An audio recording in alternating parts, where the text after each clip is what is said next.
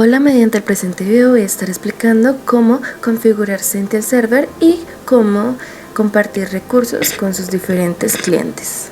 Inicialmente se va a explicar cómo instalar y configurar Zentel Server. Para realizar este laboratorio se utilizó VirtualBox. Mediante esta se crea una nueva máquina virtual, la cual va a contener como almacenamiento la imagen ISO del sistema operativo Zentel Server. Adicionalmente, en la pestaña de redes, dentro de su configuración, se van a crear dos adaptadores de red. Uno de ellos va a servir como un adaptador para red LAN y otro de ellos va a servir como un adaptador para red WAN. Cuando se haya creado esta máquina virtual de la forma previamente explicada, se va a iniciar esta máquina y se va a iniciar el proceso de instalación de Zentel Server. Una vez que se haya realizado la instalación de Zentel Server, ahora este va a iniciar. Probablemente en el momento en el que se inicie, se va a abrir el navegador Firefox y va a aparecer una advertencia, por lo cual es necesario omitir la misma. Luego se va a hacer un inicio al dashboard, el cual va a tener las mismas credenciales que las que fueron especificadas al momento de realizar la instalación. Dentro de esta únicamente se va a instalar el paquete Domain Controller and File Sharing. Una vez instalada este paquete, se van a instalar otros paquetes adicionales tales como DNS Server y Firewall. Realizada la instalación, ahora es necesario configurar los adaptadores de red. Para ello es necesario configurar uno de estos como una interfaz de red interna y otras de ellas una interfaz externa. La primera de ellas va a cumplir la función de una red LAN y la segunda una red WAN. La primera de ellas va a tener una configuración en la cual su dirección IP se tiene que encontrar dentro del mismo segmento de red que la máquina física. Adicionalmente, su máscara de red, el puerto de enlace y adicionalmente los servidores de dominio, que estos normalmente son 8.8.8 y 8.8.4.4. La segunda de ellas va a simplemente ser una interfaz de red tipo DHCP. En este caso no aparece la opción, por lo tanto esta va a ser configurada posteriormente. Adicionalmente es necesario configurar o darle un nombre a nuestro dominio, pero esto se puede configurar posteriormente. Hecho esto, una vez en el dashboard hay que verificar que no existen actualizaciones pendientes. En caso de que sí existan, es necesario actualizar este servidor para poder iniciar con nuestra configuración.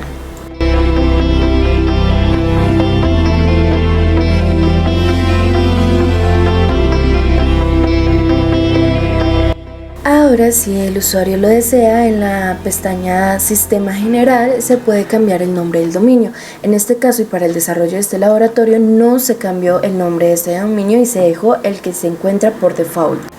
Ahora se va a configurar dentro de la pestaña Red Interface la ETO1, que no se pudo configurar anteriormente. Esta va a tener un método el cual va a ser DHCP y se va a habilitar para que este sea una red externa de tipo WAN.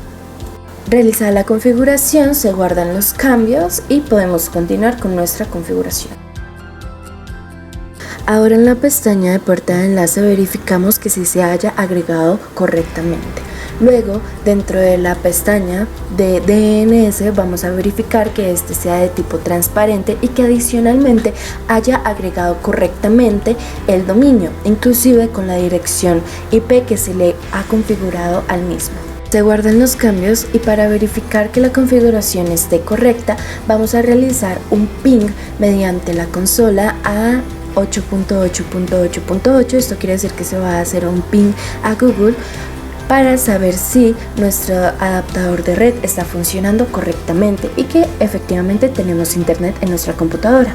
Ahora en la ventana de gestión de usuarios se pueden agregar los usuarios que se deseen, e inclusive si estos van a pertenecer al grupo de administradores o no.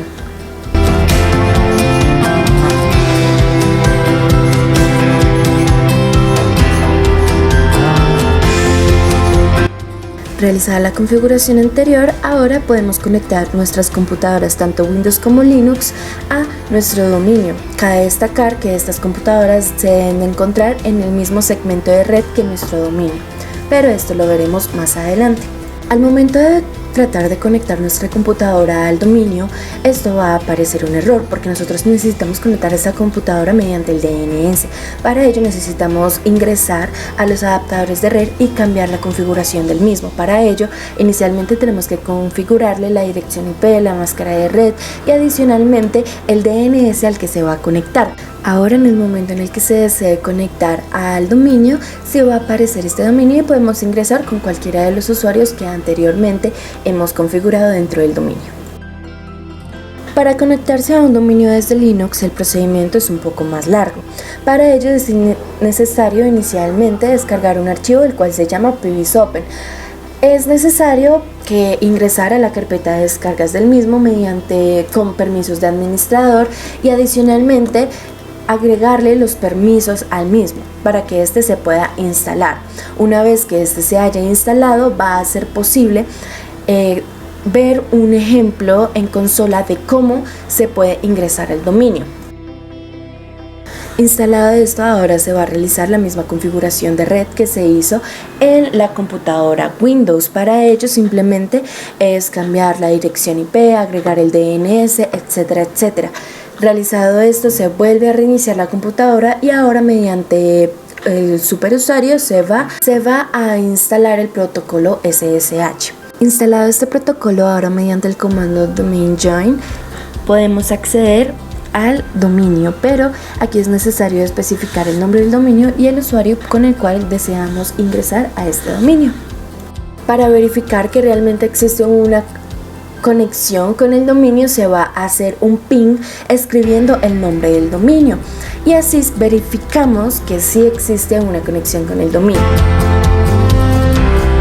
Ahora, al momento de querer ingresar al dominio no se va a poder porque pues Linux tiene algo que no permite que usuarios que no se hayan por lo menos registrado una vez no van a aparecer en la lista de usuarios. Por lo tanto, es necesario configurar o editar un archivo de configuración propio de Linux para poder hacer que, independientemente si se haya realizado o no un inicio de sesión por primera vez, nos deje acceder a esta cuenta. Una vez configurado este archivo, se reinicia la computadora y ahora en el momento de poder ingresar a los usuarios se puede ver que vamos a escribir el nombre de usuario, arroba y el nombre del dominio. Y hecho esto, se puede ingresar al dominio y como se puede observar en la consola, evidentemente sí accedemos a los usuarios que pertenecen al dominio. Ahora es momento de crear recursos compartidos en el dominio.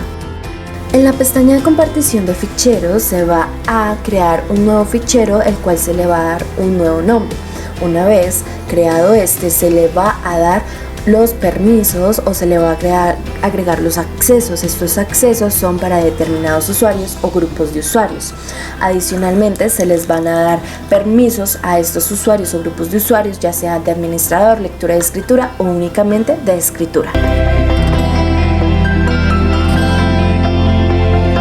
Ahora se va a explicar cómo acceder a estos recursos compartidos mediante Windows y Linux. Para poder acceder a los recursos compartidos mediante Windows es necesario ir a la pestaña de este equipo en red, crear una nueva red y allí colocar el nombre del dominio y adicionalmente el nombre de la carpeta a la cual se le quiere dar acceso. Como se puede observar en pantalla, es necesario que ese usuario sí cuente con los permisos para poder acceder a este archivo. Y en el momento en el que no pueda acceder a estos archivos, va a pedir una confirmación de usuario. Esta confirmación de usuario se da porque este usuario no tiene permisos para acceder a este archivo determinado.